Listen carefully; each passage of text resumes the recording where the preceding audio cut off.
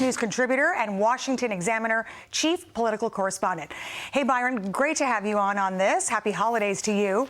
So, Marianne Williamson, she's looking for a big challenge here because the Democratic Party, by all accounts, appears to be a party in peril. One Democratic strategist, Tad Devine, saying there is no leadership right now at the highest levels of the party. Most of the party's messaging will come from Hakeem Jeffries, the House Minority Leader.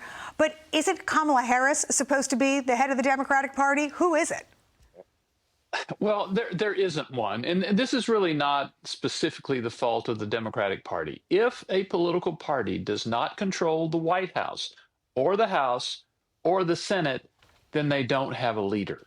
And that's what the Democrats are situation they're going to be in coming next month. And even at this moment, of course, President Biden seems to be, more out of it than he was even in the past. So they have no one to lead. Now, the only bright spot they've had in the last week or two has been that Republicans in the House have so much trouble getting their act together. And they hope that Democrats hope that will help them, trip up the Republican Party in the coming year. But right now, there's one leader, and that's the president-elect, Donald Trump. And Democrats don't have anybody to match his stature. Yeah, that appears to be the case. I want you to take a listen to Democratic strategist Liz Smith on this whole debacle. Listen to what she has to say. Oh, sorry, I'm going to read this. It's a statement. She says, quote, "The Democratic brand is in the toilet. Many of the Democrats who succeeded this cycle, our best ever overperformers in House races, for instance, are people who ran against the Democratic Party brand." I mean, Byron, is that true? Indeed, it is. And when you have a party have a big loss like this, you're always going to have a bunch of different opinions about what to do. You're going to have some people who say, we really just had a messaging problem. We don't really have a problem with our policies. It's just communications.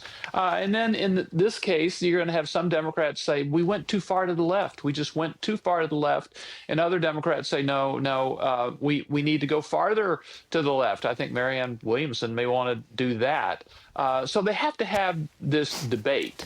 And they're going to have this debate in the context of a new president who's got a lot of ideas about what he wants to do really fast, coming into Washington with a new program. And they're going to have to try to figure out, Democrats are they going to oppose everything that Donald Trump does? Are they going to work with him on some of these things? What are they going to do? And right now, they really have no answers. Yeah, they're really going to have to figure it out and, pretty fast. But back to Marianne Williamson for a moment. So she has announced her run for the DNC chair. She does have some competition. Let's put those folks up on the screen. These are all Democratic Party insiders. They are, former office holders, behind-the-scenes players. So they're not necessarily household names like she is, but they know how the party works. She's the only outsider in this group. Does she stand any chance here? Well, I'm going to step way out on a limb and say no. Marianne Williamson is not going to be the next chair of the Democratic Party. You've got Martin O'Malley, who's a longtime Democratic politico from Maryland, former governor there. And you now have the party chairman of both Minnesota and Wisconsin in the running for this, which is probably a pretty smart idea, because if Democrats had been able to win Minnesota and Wisconsin, they might have actually won the election.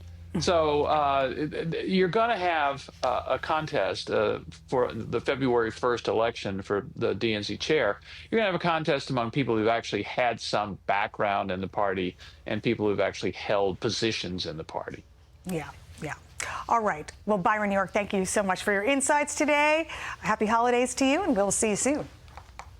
Thank you. Hey, Sean Hannity here. Hey, click here to subscribe to Fox News YouTube page and catch our hottest interviews and most compelling analysis. You will not get it anywhere else.